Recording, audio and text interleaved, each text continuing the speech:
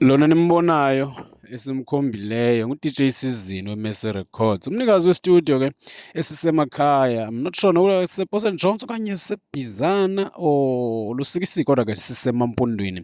Lo mfo ke usebenza ngokuzikanda kakhulu njengokubona ke aba basezantsi kwakhe ngabaculi. Usekuqaleni intombazana ke enguZamatiyana, alandelwa ngubhuti ke iciko likaMantshangasi. Ibe intombazana yaseNgcobo ke uNgcobo Girl, ibe nguye ke uNtozabani Mfokathayimile Fondeni phaya eMthatha. So aba baculi bobathathu ngabo okanye bangabanye babaculi ke abathi ke bakhuphe ama-album nama-single kunye ke nama-EPs wabo kule records yalo mfo ongentla obizwa ngokuba ke ngu-DJ Sizini. Umculo wabo ke sithe ke xa siwuxilonga siwujonga ngokwamanani phaya online safumanisa into yoba usebenza nzima kakhulu lo mfo nabaculi bakhe ngokuzikhanda nje kakhulu, ngoba kaloku sijonga ii-numbers njengoba uzibona ke ezo numbers phaya ekuqaleni ke intombazana ke enguZamatiyana uyibona ke ilele phaya ku-207 likes bengu-17,000 wama-views kwingoma yakhe ke ethi ke Molweni. Loo ngoma ke uhamba naye ke ubhuti ke uNtozabantu.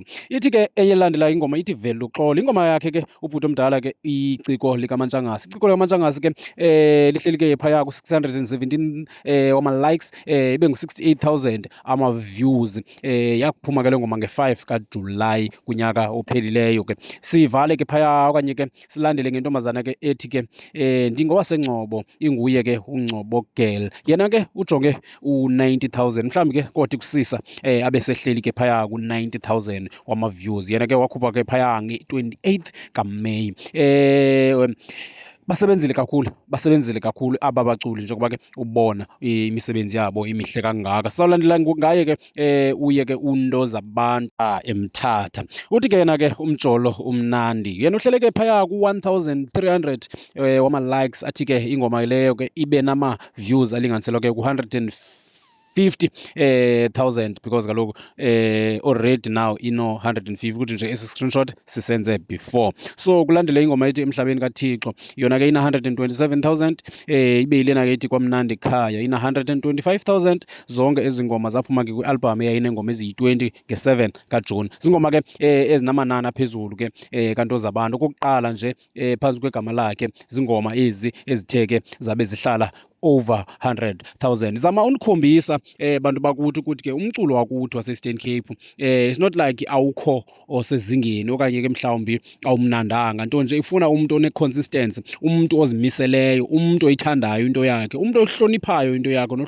Kodwa ke before uhloniphe into yakho okanye uzimisele entweni yakho, funeka uqale ngabantu. Abantu babalulekile kakhulu. Ubuye ke ngoku uzoba consistent entweni yakho, uzimisele ngento yakho, because kaloku if abantu abahloniphi ngeke into yakho iye phambili. Noba ungacula kamnandi kangakanani kodwa umsebenzi wakho uba ngaba awuniki abantu ngentlonipho ngeke uye ndawo.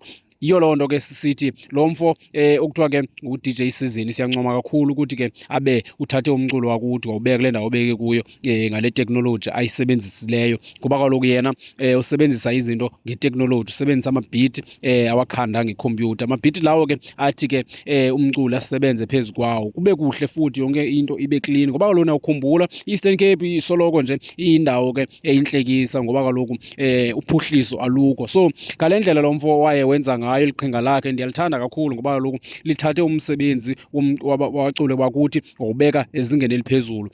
uNtozabantu ndizawuqala ngaye ndimncoma umkhaya wami ke le ndoda phaya eMthatha. Ndizawuncoma kakhulu umsebenzi wayo, indlela oye wabe ukhawuleze ngayo ukhula. Siyathemba ke futhi ukuthi ke kule album yakhe kaJuni asithembise yona, njengoba kaloku ehlala ekhupha ngoJuni ii-album zakhe.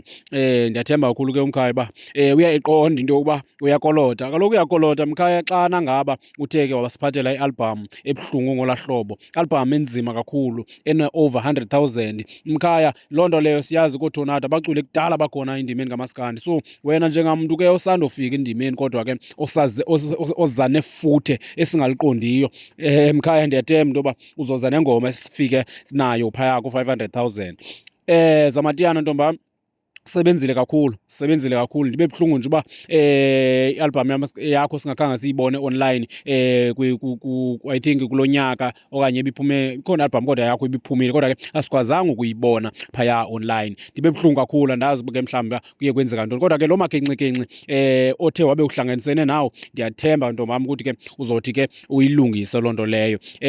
Ngcobonkele ndiyibonile i-EP yakho emveni kwalena i-EP imnandi kakhulu kodwa ke uzukhumbule into usakoloda ngoba kaloku ayikho ingoma ethe yabe ifika kule. Umntu funeka ayiqonde into yoba xa uthe wabe usaksidile entweni oyenzileyo uzuyazi into yoba apha emculweni uyakoloda ngoba kaloku funeka uqophe lo mlando wophule loo rekhodi ulenzile irekhodi elikhulu eliphantsi kwegama lakho elithi 90,000. Vele uxole ciko likaMantshangase mkhulu, akho nto ungayaziyo sihlala sixoxa, akho nto ungayaziyo sihlala sincokola, akho nto ungayaziyo mkhaya.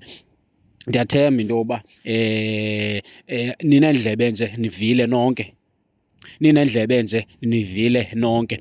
Nibuye nikhumbule ke abantu bakuthi abaculi abasebenzisana neMassive Records banintsi kakhulu ukuthi nje ndiye ndakhetha nje aba okwalo mzuzu kodwa ke ndiseza nabanye ndizawubane ndiphathela ndisezongena ke nakwezinye ii-companies okanye izi-studios ndincokole ndiveze imibono yam. NdinguNziphazi kaMagoba kaMatsi kaNtsingizi Mnyama eBhabha Emafini ndithi ndingubuloshe umkhangelwa umbhushu ndiphaa eMthatha kodwa ke ngokuzinza ndilapha eStellenbosch kwindawo yasekhaya mandi ndithi danku.